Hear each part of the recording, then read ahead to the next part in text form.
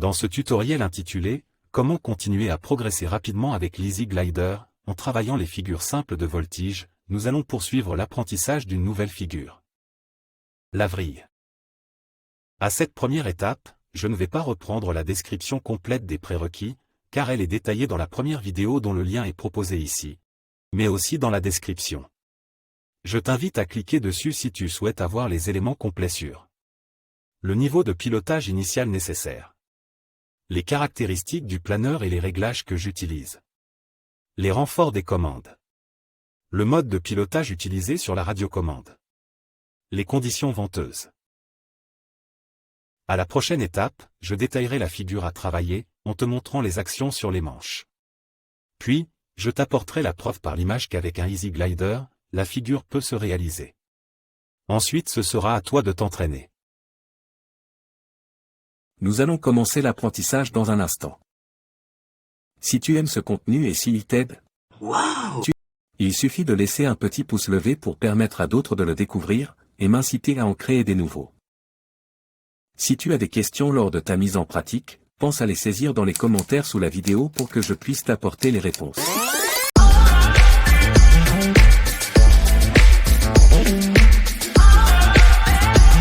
Étape 2, la figure en détail.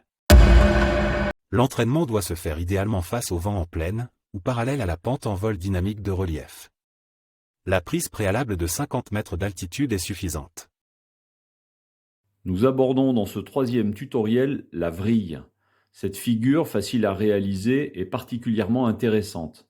En effet, en planeur, nous nous sommes tous retrouvés un jour ou l'autre aspirés dans une ascendance tellement forte qu'il nous était difficile d'en sortir. Dans un tel cas, si l'on veut garder sa machine en bon état, il n'existe que deux solutions. La première, qui reste hasardeuse, est de parvenir rapidement à une zone de descendance et y rester jusqu'à retrouver une altitude basse. La seconde, plus fiable, est la mise en vrille de la machine.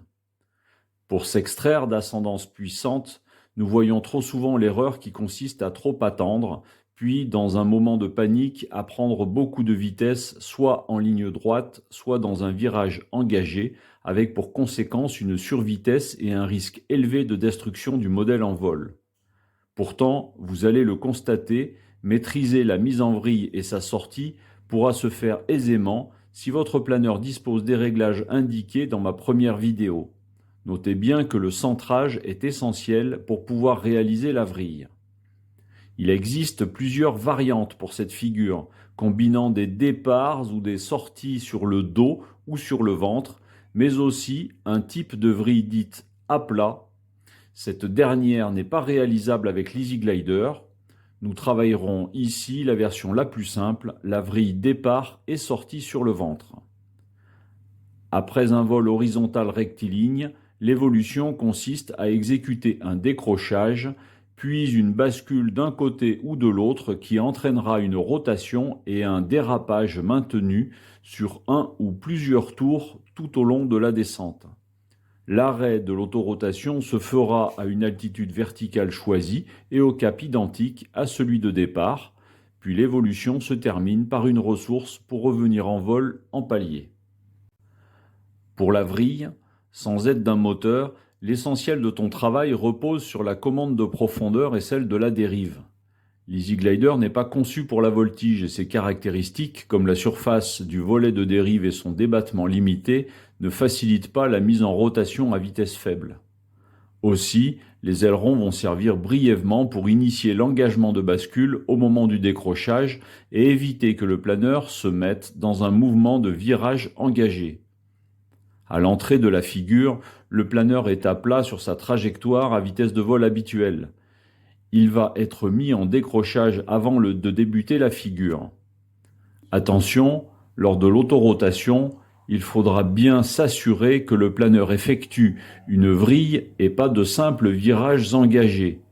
Un virage engagé a souvent le nez du planeur plus vers le bas et surtout une vitesse qui croît au fur et à mesure de la descente, car contrairement à la vrille, le planeur n'est pas en décrochage. Dans un tel cas, il risque de dépasser les possibilités de résistance et les ailes ou les commandes pourraient se rompre. Il faut donc arrêter rapidement la figure en annulant l'inclinaison et en rétablissant le vol horizontal par une ressource souple.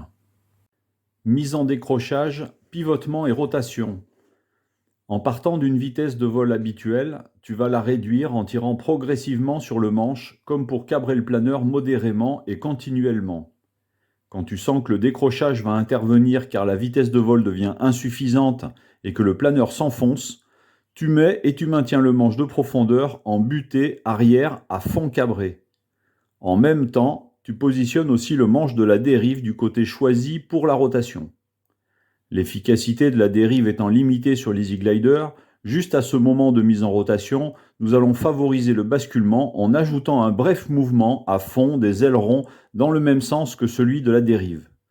Cette action de manche aux ailerons est à remettre au neutre dès que le premier demi-tour de vrille est passé.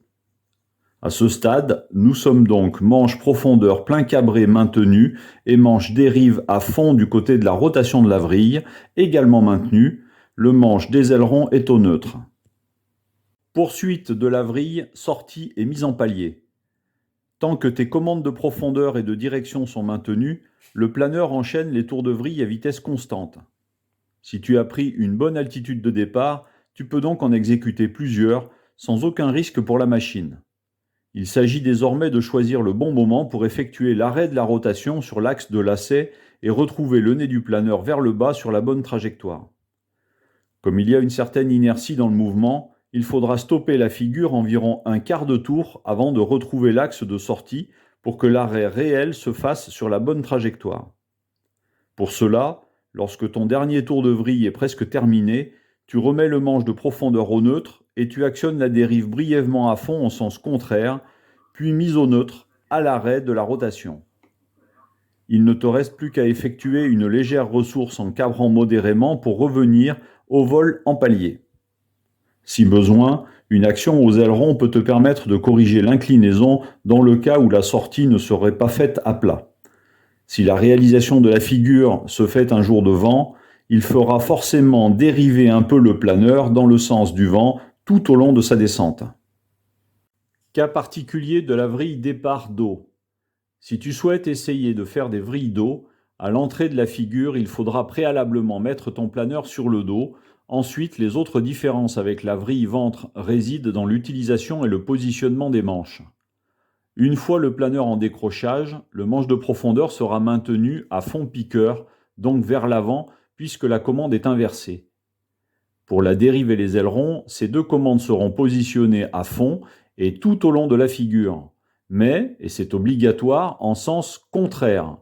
Par exemple, dérive à fond à droite et aileron à fond à gauche, ou dérive à fond à gauche et aileron à fond à droite, suivant le sens de rotation choisi.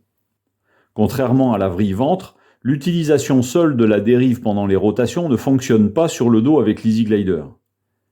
Pour la sortie dos, même principe que pour la vrille ventre, tu mets tous les manches au neutre, sauf celui de la dérive à mettre en opposition jusqu'à l'arrêt de la rotation, puis mise au neutre. Ensuite, pour la ressource, tu pousses légèrement le manche de profondeur pour te retrouver en palier sur la trajectoire. Si tu souhaites faire une sortie ventre à la place de la sortie dos, il suffit de faire une ressource positive manche tirée après l'arrêt de la vrille. Étape 3, la preuve en image.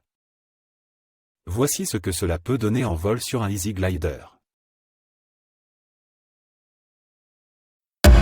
L'étape 4 est ton étape. Celle où c'est à toi de jouer avec les éléments naturels et mettre ce tutoriel en application. Pense à t'abonner et me laisser un pouce vers le haut si tu as appris quelque chose, et un petit commentaire, ça fait toujours plaisir. Bon vol et à bientôt dans la prochaine vidéo, pour te présenter une autre figure à travailler.